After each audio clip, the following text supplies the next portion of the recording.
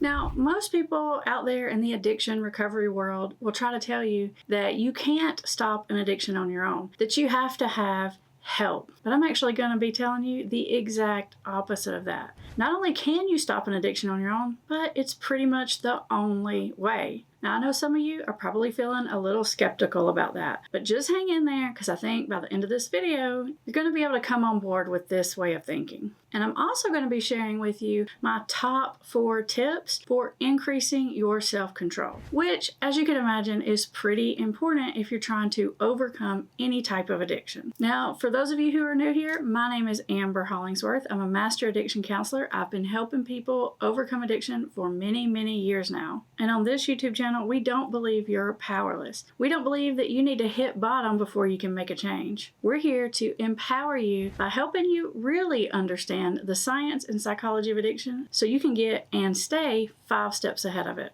All right, let's get back to our topic. Now, I hear this all the time. People saying, well, I want to do it on my own. I don't want to talk to a counselor. I don't want to go to a meeting. I want to do it on my own. And here's how I respond to that. Well, you're in luck, because there's actually only one way to do this, and that is on your own. Unfortunately, no one else can do this for you.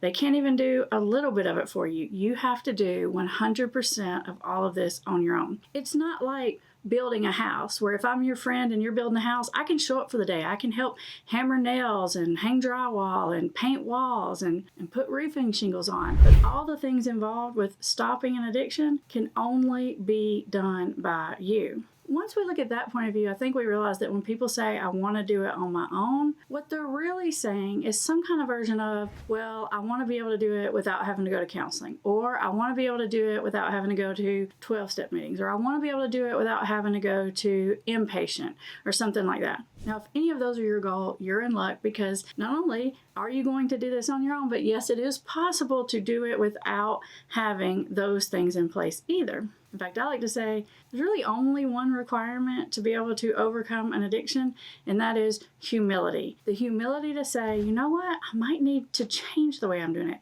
You know what, maybe I was wrong about what it's going to take to stop this addiction. And if you're still listening to this video, you're already practicing a little humility because you're willing to hear what someone else has to say on the topic. I'm not saying that I have all the answers or I'm 100% right, but I will say that listening to someone else on the topic is definitely a step in the right direction. Now let's take this idea of, I want to do this on my own, I don't want to have help doing it. Let's take that one layer deeper, because we've already identified that what someone is really saying is, I don't want to do X, Y, or Z in order to make this happen. Okay, that's cool. I'm on board with that. But let's take a look at why you don't want to have those other kinds of interventions, like counseling, like meetings, like intensive outpatient groups, like inpatient treatment, all those things. One of the questions you need to ask yourself is, why do I not want those things? Many times when we really look deep inside and we get honest with ourselves, we're trying to avoid something. Oftentimes, we're not wanting to hear from other people about how to get sober because we don't want to feel forced into getting sober, or maybe we don't want to feel forced into doing it someone else's way. It's really a need or desire or want for control. Maybe the reason why we're not wanting those other kinds of help or interventions is because you're trying to avoid hearing something, either about addiction, about recovery, or about yourself that you don't want to hear. So for example, here's a really common one. Maybe you have more than one addictive tendency. Like maybe you drink and you smoke marijuana, and you're all on board with giving up the alcohol, but you don't want to give up the marijuana. And if you go to treatment, they're going to be on your case about that. So what's really happening here is you want to avoid being pushed or controlled again into doing it some kind of way that you don't want to do. Maybe you're not wanting to get any kind of outside or external help because you're trying to avoid accountability. I see this all the time. People decide that they're going to overcome addiction, and not only do they not want to get outside help, they actually don't even want to tell anybody. They don't want to tell their family. They don't want to tell their friends. They want to do what I call secret recovery, where there is a big problem with that. Well, unfortunately, that doesn't really work. You got to get really honest with yourself, because deep down inside, what's really happening is you're trying to avoid accountability, just in case you change your mind and this whole thing about being sober doesn't really work out for you. Well, if you're going into something with that mindset and you're leaving that door open for yourself, you're already setting yourself up for failure. Or maybe the reason why you're not wanting to get some kind of help is actually because you feel really embarrassed, or you feel really, really shameful about what your addiction is, or all the things that have been involved with your addiction. And that is completely understandable. Again, that will drive you to trying to do it in secret. And there's just a lot of reasons why doing it in secret is just not the best pathway. When you really drill down the reasons why you're resisting getting outside help for an addiction, it's mostly because of some kind of pride or ego issue standing in your way. And I'm not judging you, because we all have that. I've been there and done all those things myself. And honestly, I think we've all been there before. So if you're really serious about overcoming your addiction on your own, the first thing you got to do is you got to get your pride out of the way. Now, that's not me telling you that you have to go to 12-step meetings, or that you have to go to inpatient treatment, or that you even have to talk to a counselor. I'm not telling you any of those things. But I am encouraging you to ask yourself, why is it you're really, really, really resistant to doing that? Because let me tell you what it's not. It's not because you want to do it on your own. Maybe you're telling yourself that as some kind of like defense mechanism or rationalization. But if you're still watching this video, then we've already sort of peeked behind that curtain to see that that's not really exactly true what we're telling ourselves. Now, I'll stand by what I said. You don't have to do any one of those things in order to overcome an addiction, to stop drinking or using drugs or gambling or whatever your addiction is. You don't have to do any one of those things. But I am going to strongly advise you to get yourself some kind of advisor person in your life. That can be a counselor, that can be a sponsor, that can be a recovery coach, that can be your cousin JJ who got sober 10 years ago, that can be your preacher, it can be your best friend, but it needs to be someone who has some kind of understanding about overcoming an addiction. Now, there are a lot of reasons why you need an advisor. But the biggest one is, when you have an addiction, you'll trick yourself. When you have an addiction, you've gotten yourself so good at rationalizing, justifying, minimizing. You've been doing this habitual pattern for so long. If you're just leaving it to you, you're gonna keep falling back into it. So you definitely want to get yourself some sort of advisor. Now, there are a million ways of doing that. I've already told you, you don't have to get a counselor. But hey, maybe you don't know anybody that knows anything about overcoming addiction. Guess what? There's a million books out there. There's a million podcasts out there. There's a whole bunch of apps you can put on your phone. But you need some source of information. If I were trying to do anything that I'd never done before, the first thing I'd do was do a little research into that. Probably I'll go to YouTube, or I would get a book, or I would take some kind of course about the topic.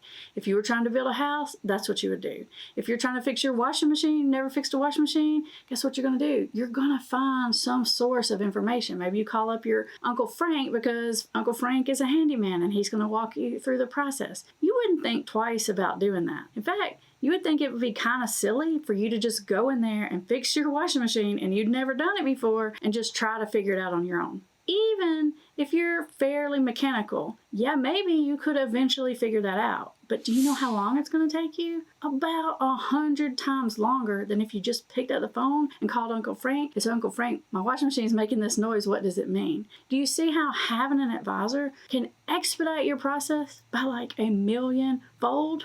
Even if you have done something before, but you haven't done it that many times, you still probably want to get some kind of advisor or mentor or something to help save you time. I'm not saying this because you will never figure it out. Yeah, you'll probably figure it out, but how many times of failure is it going to take you to figure it out?